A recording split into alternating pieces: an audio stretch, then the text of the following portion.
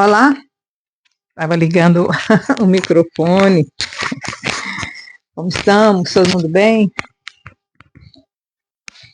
Alguém viu o vídeo que eu fiz lá na catedral? É, comecei hoje. Comecei hoje, gente. Serviço de Ana.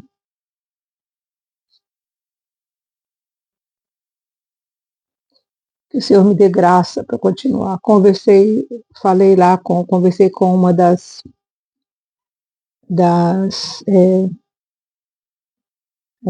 padres, né? Não é pastor, porque o pastor quem fala é a igreja evangélica, né? Aqui fala Frei ou fala o Vica, né? O vicário. Você com a vicária que ela está sempre lá, ela faz. Essa igreja, como é uma catedral muito grande, ela tem muitos vicários, muitos vicas na igreja. Ela é uma delas. E ela faz também, porque eles têm um serviço live, assim, né, na internet. Eles transmitem todo dia de manhã, ao meio-dia e à noite também, para quem não pode ir à igreja, né? Eles fazem um serviço online para a pessoa. Então, eu já tinha visto ela online algumas vezes. Eu conversei com ela e falei o que o Eterno pediu para eu fazer, é que eu estaria indo lá na igreja, né? Por enquanto, 2 vezes por semana nessa igreja. O terceiro dia vai ser em Westminster, onde acontecem os grandes movimentos da igreja da realeza aqui na Inglaterra. E até entendo por que o Senhor quer que eu vá orar ali também, né? Então, durante a semana, 2 dias da semana, eu vou estar indo nessa igreja que vocês viram, né, aí, que eu coloquei para vocês verem, e o Westminster eu vou fazer um videozinho pequeno lá em Westminster também para vocês verem como é bonita aquela igreja, a igreja da Royaleza, né, onde os príncipes vão fazer os serviços religiosos. É para isso que o Senhor me plantou aqui na Inglaterra. E aí o resto vem de lambuja, né, gente? As outras coisas vêm de lambuja. Mas vamos lá. Nós vamos entrar agora no 4º capítulo do livro de Jó. É um livro curto, pequeno, daqui a pouco nós estamos acabando ele. Esse capítulo 4 começa, no capítulo 3, foi Jó se lamentando, né? Fazendo aquela lamentação dele. Já o capítulo 4 são os amigos de Jó que vão começar a falar, tentar ajudar Jó, dar um encorajamento para Jó. Mas aí nós vamos ver, gente, é um exemplo para a gente dos tipos de amigos que nós temos. Tá? São vários os tipos de amigos. Nós temos amigos que são amigos mais chegados que o irmão, né? Aqueles amigos que estão lá para qualquer situação, qualquer evento, qualquer coisa. Eles estão sempre lá para te ouvir. Tem os amigos por interesse, ocasionais, amigos de ocasião, amigos por interesse e de ocasião. Amigos que estão com você porque, de alguma forma, é lucro para eles ter você do lado deles. Para tirar uma foto, para mostrar para alguém, para tentar alavancar a vida financeira, tentar alavancar a vida de amigos também, aumentar a roda de amigos. Então, eu sou amigo de fulano, então fulano vai crescer meu amigo porque eu sou amigo de fulano. Tem também os amigos que são os fingidos, aqueles que na verdade te odeiam, querem a sua destruição, mas eles colocam uma capa de amizade, mas quando na ocasião certa, se a ocasião chegar, ele te dá uma rasteira e pega o seu lugar. Então nós temos que ter muito cuidado com os amigos e pedir ao Eterno que dê para você o discernimento de saber quem são os verdadeiros, quem são os falsos, quem são os aproveitadores. Nós temos aí no Brasil o exemplo do nosso presidente Bolsonaro, que confiou em muita gente, pensando que eram amigos, mas depois ele foi traído. Poucos, muito poucos, são os que são realmente amigos. Então, a exemplo de Jó, que também nós vamos ver a mesma coisa. Os amigos vieram, eram amigos de ocasião, amigos porque eram todos muito ricos e Jó era mais rico do que eles, então eram amigos. E esses amigos vieram quando souberam do que aconteceu com Jó. Condoeram-se e vieram. Não, Jó nos ajudou, Jó foi tanto, então vamos lá para ver o que a gente pode fazer por Jó. E aí, eles começam a aconselhar Jó. Vamos ver como é que são os conselhos deles? Então vamos lá.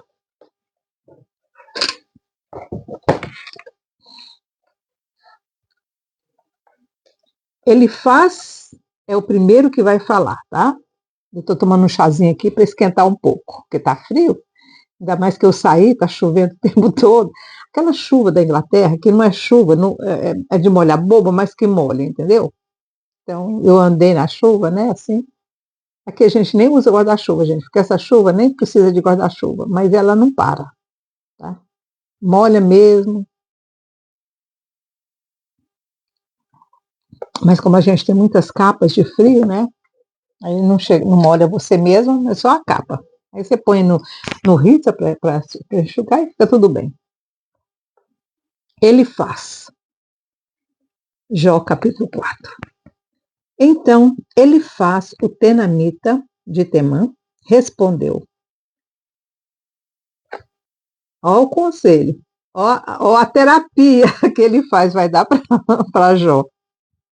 Se intentar alguém falar-te, ficarás impaciente? Ele perguntou para Jó. Jó, você está disposto a ouvir? Ou a gente vai acrescentar mais dor à sua dor, que já é tão grande? Mas quem poderá conter as palavras?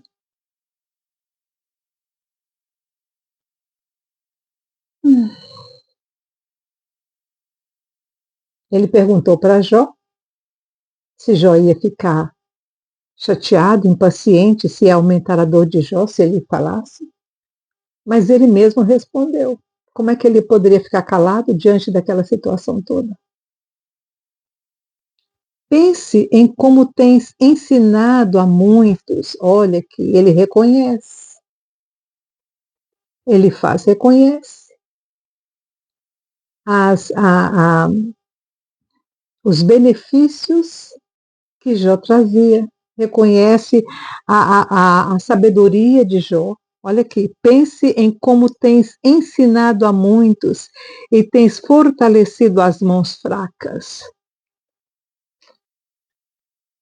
Ele está reconhecendo que Jó era uma pessoa boa, que Jó ensinava, ajudava as pessoas, ouvia as pessoas, era um bom conselheiro. E que era um homem de mão aberta, que ajudava. As tuas palavras têm sustentado aos que tropeçavam, e os joelhos vacilantes tens fortificado.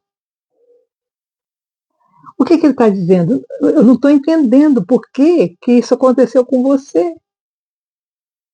Porque você só ajudava.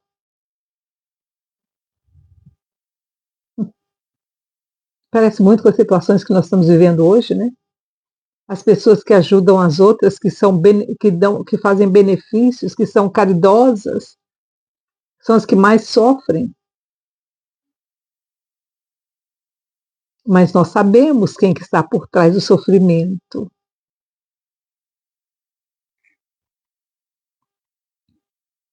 Mas agora que a aflição vem a ti, tu te desanimas? Quer dizer, Ele falou, você foi muito bom com os outros, mas quando chega na sua vez, você arrega. Sendo tu tocado, te perturbas. Ele não estava errado, ele estava falando uma coisa que estava acontecendo. Mas isso não é uma coisa que você fala para alguém que está sofrendo. Não pode.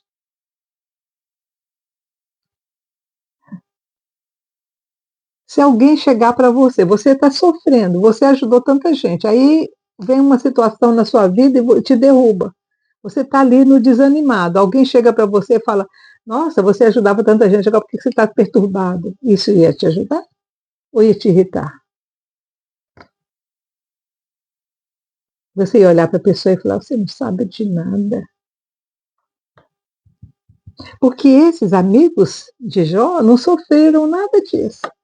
Eles estavam muito bem obrigados, as famílias deles estavam todas lá, as propriedades estavam todas lá, deixou tudo certinho. Versículo 5, vou ler de novo. Mas agora que a aflição vem a ti, tu te desanimas? Sendo tu tocado, te perturbas.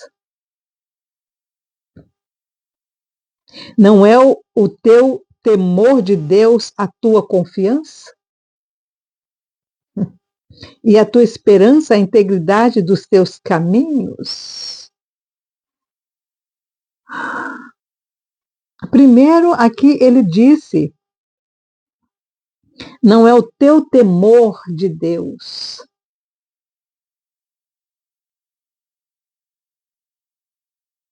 A tua confiança e a tua esperança a integridade dos teus caminhos? Ele está dizendo, então, Jó, você temia tanto a Deus, tanto é que você sacrificava, né? Só faltou falar isso. Você sacrificava todas as vezes que seus filhos faziam festa, porque você temia tanto a Deus que você fazia isso.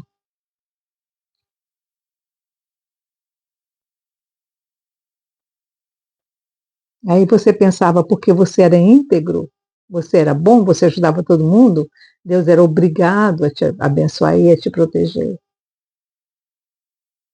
Gente, Deus não é obrigado a nada. Nada. Lembra-te, quem, sendo inocente, jamais pereceu? Onde foram os retos destruídos? Gente, olha o que ele está falando, olha o que ele está falando para ele.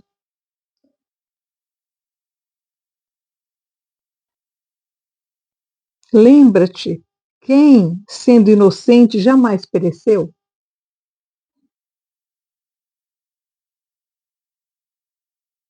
Falta de conhecimento, né? Mas a gente não pode nem julgar, porque naquela época eles não tinham muito conhecimento como nós temos hoje. Mas hoje nós sabemos, Abel era inocente e Abel era um homem íntegro, Abel agradava a Deus e mesmo assim ele pereceu.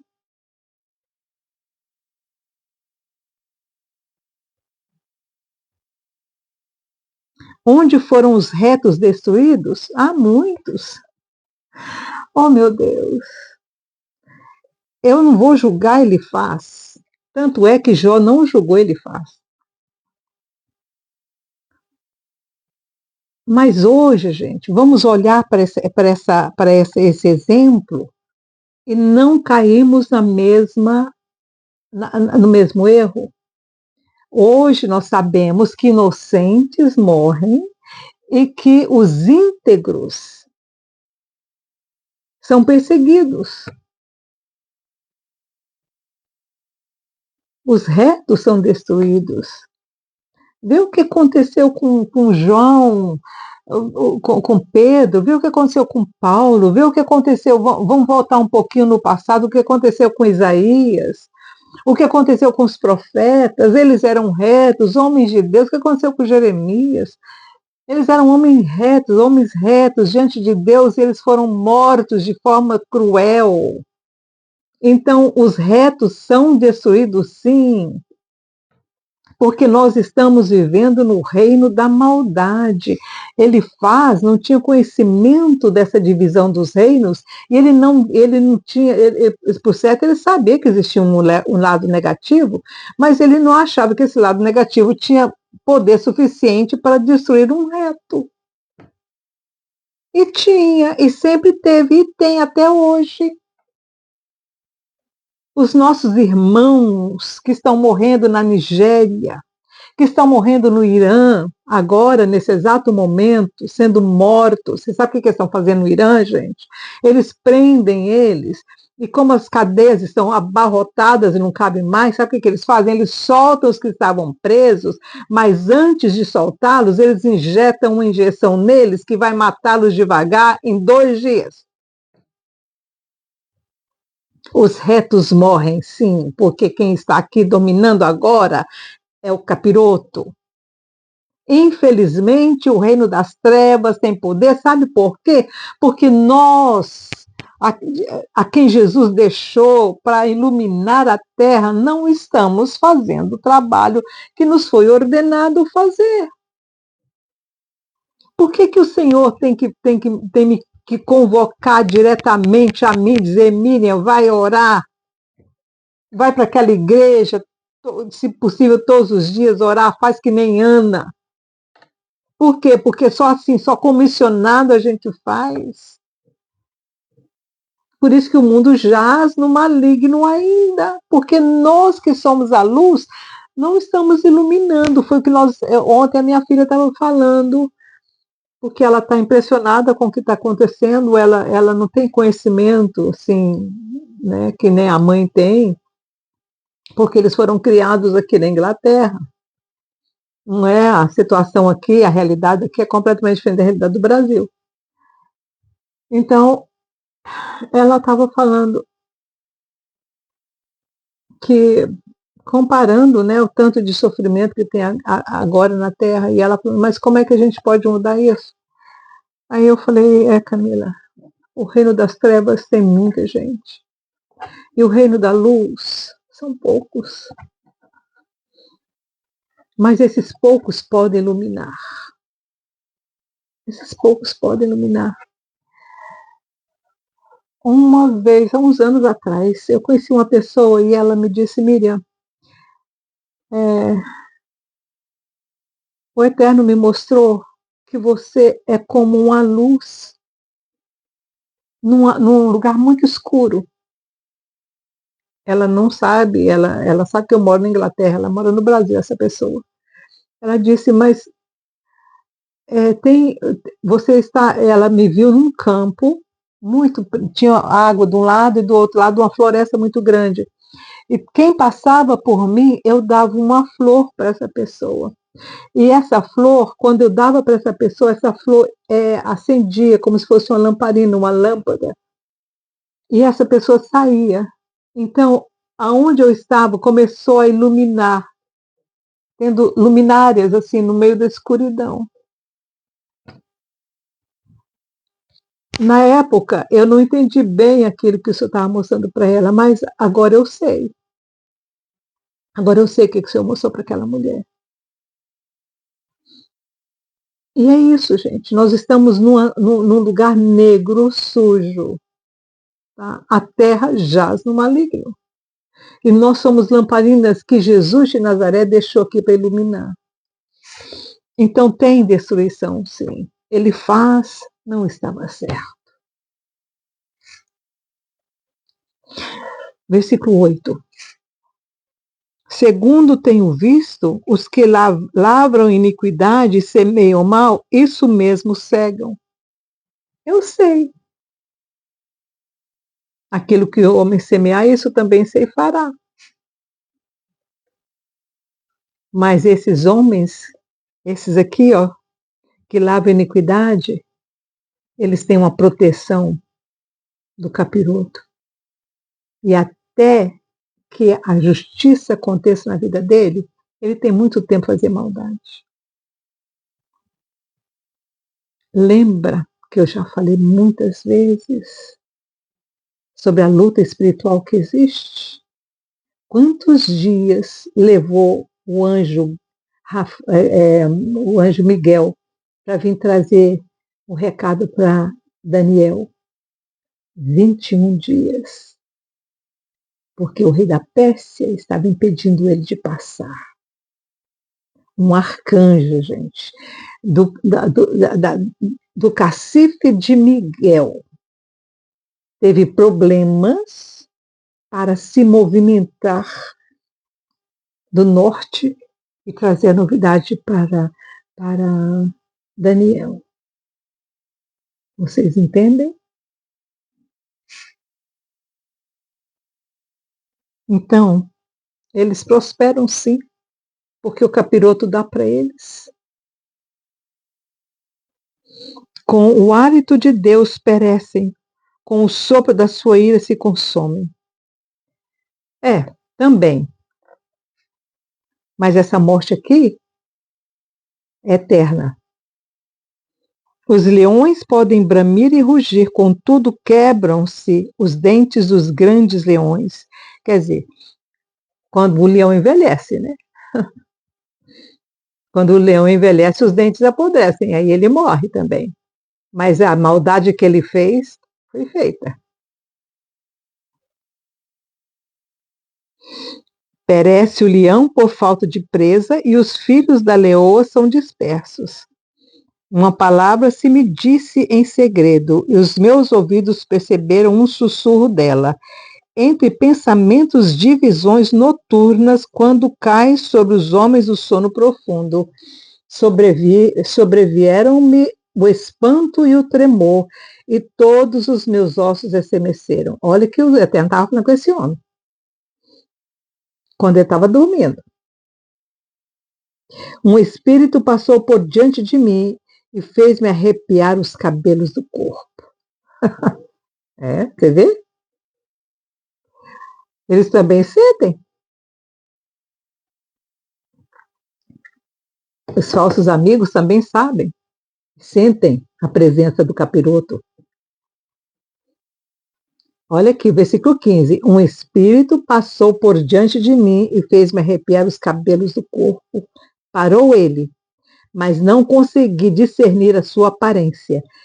Um vulto estava diante dos meus olhos e ouvi uma voz abafada. Capiroto fala. Pode o homem mortal ser mais justo do que Deus? Pode o homem ser mais puro que o seu Criador? Claro que não, né? Se Deus não confia nos seus servos e os seus anjos atribui loucura, quanto mais aos que habitam em casa de lodo, cujo fundamento está no pó, que são esmagados como a traça. Entre a manhã e a tarde são despedaçados, despercebidos perecem para sempre. Não são arrancadas as cordas da sua tenda, de modo que morrem sem sabedoria. Bom, eu não posso nem dizer que ele não estava certo quando ele falou isso, né? Que esse espírito que passou diante dele falou uma coisa certa. O diabo sabe, o diabo conhece a Bíblia também, né? Então ele disse que esse espírito que passou diante dele falou para ele: como pode um imortal ser mais justo que Deus? Claro que ninguém, né? Ele estava dizendo: vocês são pó, nós somos pó. Nessa parte aqui, ele faz até que demonstrou um pouco de sabedoria, né? Ele estava reconhecendo que nós não temos nem o direito de reclamar, né? Porque quem somos nós que habitamos em casas feitas de barro? Foi isso que ele falou aqui. E ele disse que nós somos como de cujo fundamento está no pó atrás. Entre a manhã e a tarde são despedaçados. E as tendas que nós moramos perecem e acabam. Se a gente for em Israel, por exemplo, você vai ver o site, os campos lá arqueológicos, né, gente, você vê que tudo passa, tudo passa. Aquele povo que morou aqui, né, 2.000 anos atrás, 3.000 anos atrás, 4.000 anos atrás, só sobrou ruínas das tendas que eles construíram. Isso aqui ele faz até que ele marcou presença aqui, né? Mas não foi nem ele, né, gente? Foi o Espírito que passou por ele e falou para ele, ó, o homem é pecador e impuro. Talvez ele tenha tido essa visão depois que ele soube da destruição do que aconteceu com Jó. E aí, como Lúcifer, ele é um ser muito inteligente, não inteligente, ele é um ser, né? É um ser grandioso. E ele tem conhecimento, ele sussurrou para esse ele faz. Pode um homem mortal ser mais justo do que Deus? Vamos ver de novo isso aqui? Um espírito passou por diante de mim e fez-me arrepiar os cabelos do corpo. Parou ele, mas não consegui discernir a sua aparência. Um vulto estava diante dos meus olhos e ouvi uma voz abafada. Pode o homem mortal ser mais justo do que Deus? Pode o homem ser mais puro do que o seu Criador? Se Deus não confia nos seus servos e os seus anjos atribuem loucura. Ele estava falando dele mesmo. Lúcifer aqui estava falando dele mesmo. O Senhor não confia nem nos seus anjos. Porque ele confiou em Lúcifer, o que Lúcifer fez? Lúcifer aqui estava falando dele mesmo. Se Deus não confia nos seus servos e os seus anjos atribuem loucura. Lúcifer foi louco de tentar ser igual a Deus. Aqui, gente, você sabe o que Lúcifer está fazendo aqui com esse? Ele faz o mesmo que ele fez com Eva. O mesmo que ele fez com Eva. Ele pegou uma verdade que o Eterno tinha falado para a família, para Eva e para Adão, mas ele twist, ele torceu a mensagem. Igualzinho ele está fazendo aqui com ele faz.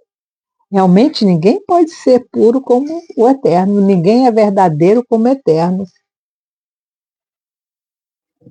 Mas ele joga uma pedrinha na cabeça de Elifaz. Se Adonai não confia nem nos seus anjos, quanto mais vai confiar em vocês? Se ele atribui loucura para a gente, eu, por exemplo, Lúcifer querendo se colocar naquela posição, se ele me atribui loucura, e ele nem em mim ele confia, como é que ele vai confiar em vocês? Mas aí Lúcifer está errado numa coisa. Não é em mim que o Senhor confia. Ele confia em Jesus de Nazaré, que pagou o preço por mim. Ele faz não tinha como saber disso aqui, porque ainda não era a realidade dele. Mas nós sabemos. Então, se o capiroto chegar para você e falar isso, você diz, não, mas não sou eu. Não sou eu mais quem vivo, mas Cristo é quem vive em mim. E Cristo é perfeito. Então, se Ele é perfeito, Ele vai me fazer perfeito. Porque eu não vou estar em mim mesmo, eu vou estar nele.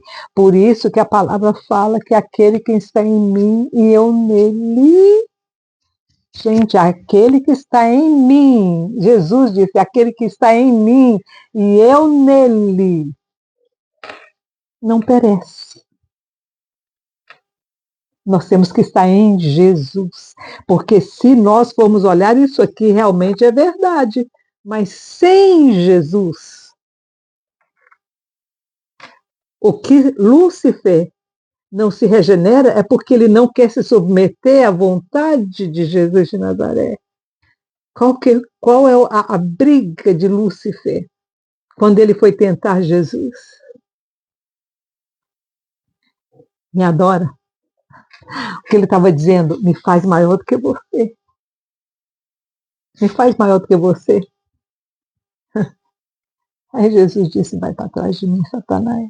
Eu sou o criador de tudo isso. E tudo isso está na minha mão. Eu quem criei, Satanás. Eu quem criei. E é por eles que eu vou morrer. É por eles que eu dou a minha vida. Porque eles são meus. Você é do eterno, você é de Jesus de Nazaré, você tem dono, amigo, você tem dono, meu irmão. É Jesus. E só através dele a gente pode dizer para Lúcifer aqui, ninguém é puro como eterno. Ninguém é santo como eterno. Ninguém é justo como eterno. Ninguém pode ser justo como eterno, mas eu não sou eu. Eu não estou sozinho. Eu tenho Jesus de Nazaré. E ele é justo o suficiente por ele e por mim. Que o Senhor te abençoe, te guarde, te dê um dia maravilhoso. Que tenha sido de proveito esse estudo de hoje. Ele vai continuar falando no capítulo 5. Vamos ver o que mais esse homem vai dizer. Mas vocês viram. Qual seria a classificação de Elifaz? Que tipo de amigo ele faz? Ok. Fiquem com Deus. Tenham um bom dia. Tchau, tchau.